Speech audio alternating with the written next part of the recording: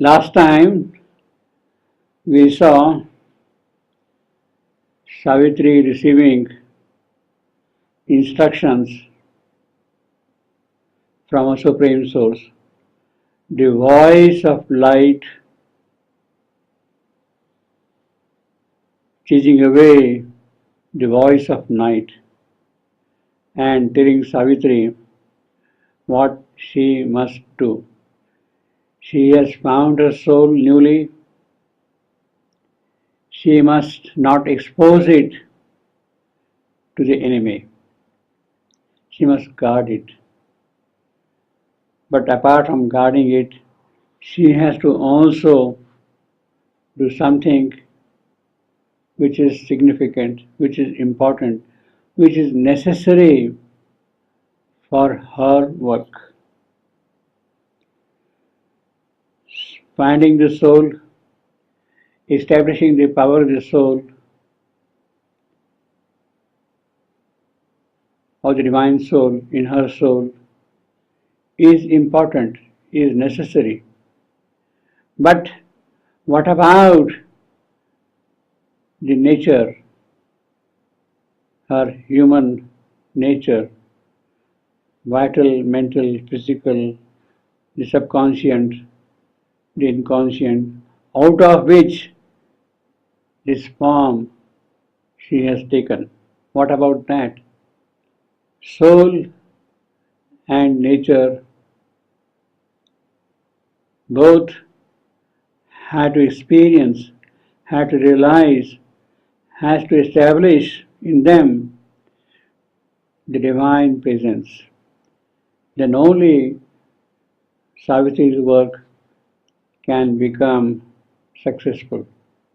It is in that context Savitri was told to banish all thought from thee and be God's void. Savitri was advised to be God's void. Savitri has to become the Shunya of Ishvara, God's void. She must annul herself fully, completely. No trace of nature should remain behind. That only God may be present there. When it is only the God who is present, then there is no power in the creation which can oppose it.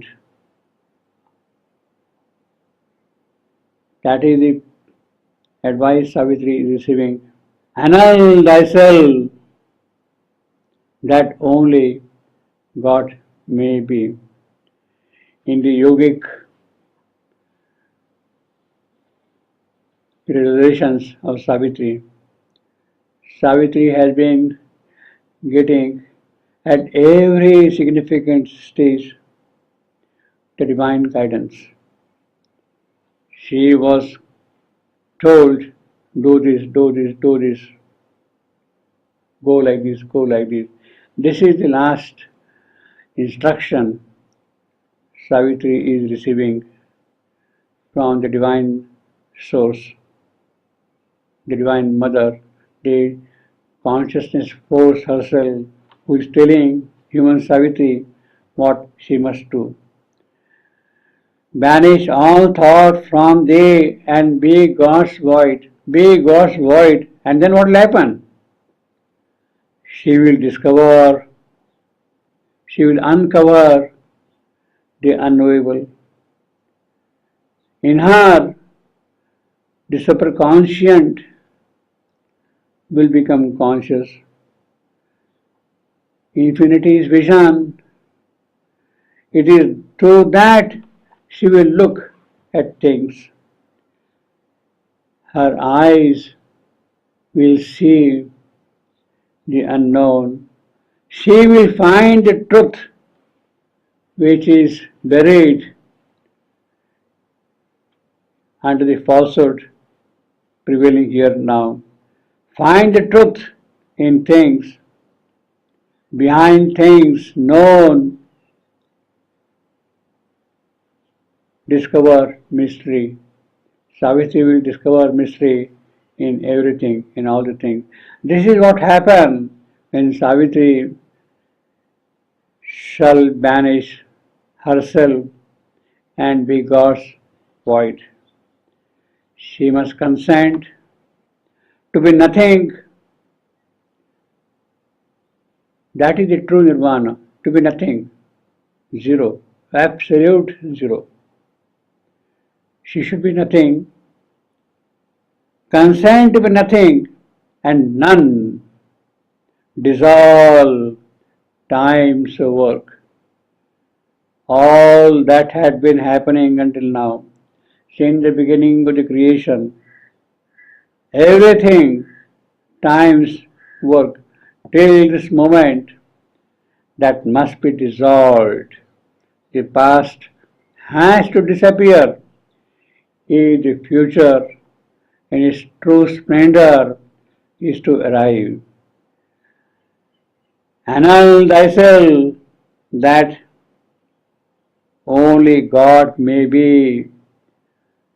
Name, form, rupa, nama, whatever is there, all that has disappeared because they are part of time. So unless they go away, she cannot really have the true name established in her. She cannot really get the true form for herself. Form and name had to disappear.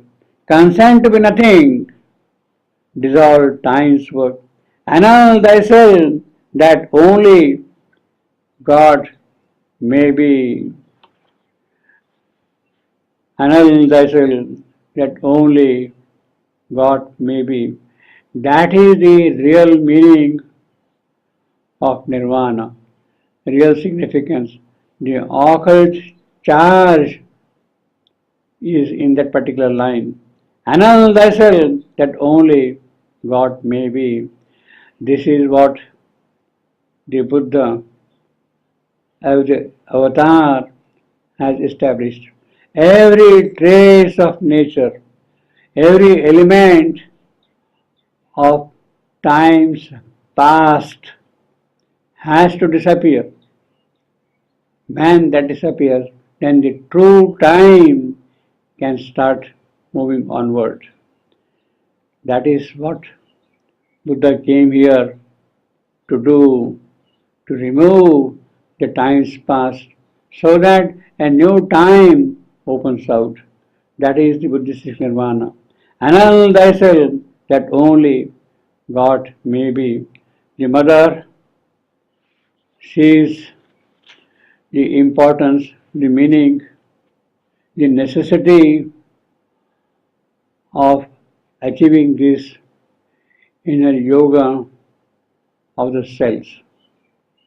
The body transformation, she has to annul herself totally, that only God be what is present in the present cells, that has to be emptied out, and in that place the presence of God should be established. That is the yoga of the cells the mother had arrived at, and her success is entirely based on this particular yogic, occult yogic pursuit of hers, annulling herself that only God may be. Thy will alone, Lord, what thou willest, what you will. That is what the cells themselves are telling to the Lord, to the Supreme. In her revelation of 8th May 1965, the mother says about this line. She narrates the Savitri background of this line, Shivendu Savitri, where it occurs, and what is the meaning of that. She says, first, Savitri meets her soul. She meets her soul in a house of flame. Savitri meets her soul in a house of flame. After meeting her soul in a house of flame, she enters into that house of flame and unites with her soul. She finds her soul, she enters into the house of flame and unites herself with her soul. She goes then into nirvana, unutterably effaced. Savitri has removed every trace of the inconscient nature present in her. She goes into nirvana, unutterably effaced, no one and null. She becomes a vanishing vestige like a violet trace.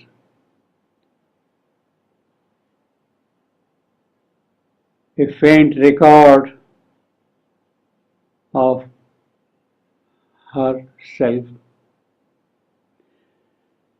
She was a point, she becomes a point in the unknowable. She becomes a point in the unknowable.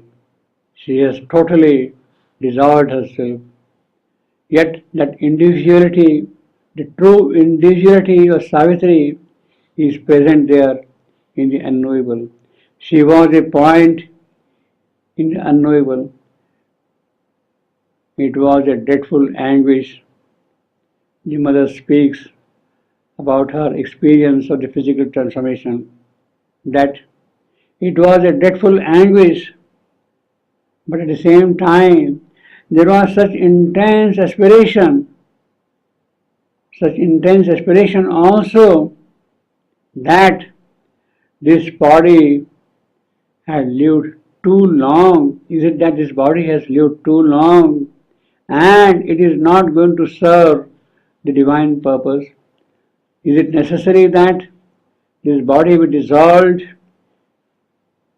It has no longer the power of expression. The body is not in a position to express the powers of the spirit through it. And the body is set. But why, Lord? Why do you take away from me the power of expression? The body is asking the Lord, why He is taking away her power of expression? Because, is it because it has lived too long? Is it that has to be annulled? Only immutable peace can give eternal existence. The body has to realize immutable peace. Only then the eternal existence can establish itself in it. The idea is to cease existence. Existence has to go away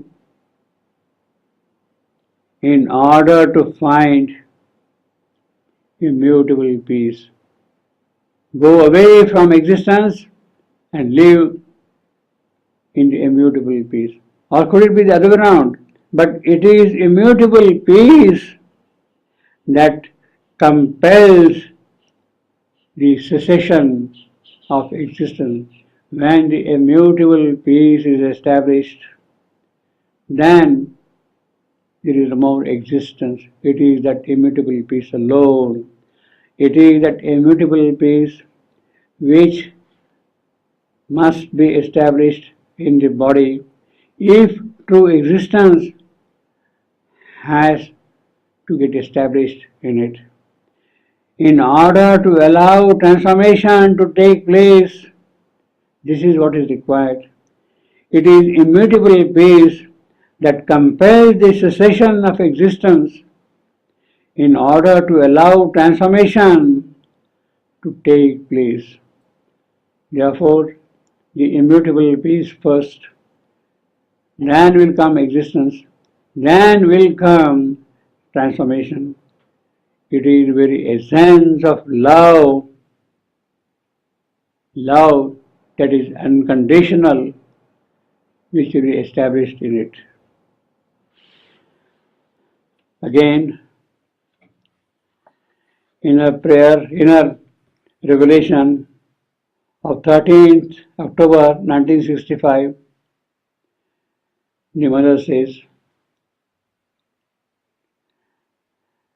that's the state in which that exists, that state, in that state, body doesn't dissolve. Only ineffable way of establishing harmony. Let us read that. 13th October 1965. There is a line in Savitri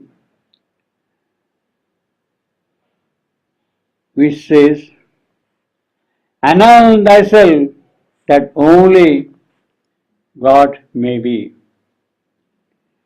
A very free translation, but the idea is there. And that's the state in which that can exist. When you annul yourself that God alone be there, it is that state, and that's the state in which that can exist. And it is evident that the body doesn't dissolve. It is there. You can see it. And it is the only infallible way to establish harmony in the body, to establish the divine smile, the smile of the presence in the body. That is the only way to establish the smile of the presence in the body, by annulling that only God may be. All the rest, all the precautions, all the remedies, all that seems so futile and so inadequate. The only way for everything, annul thyself that only God may be. I do not have proof of the construction of something that had disappeared, that had been amputated or broken. I can't say, but logically it is the same thing. Annul thyself that only God may be. It is the only infallible way to establish harmony in the body. The smile of the present.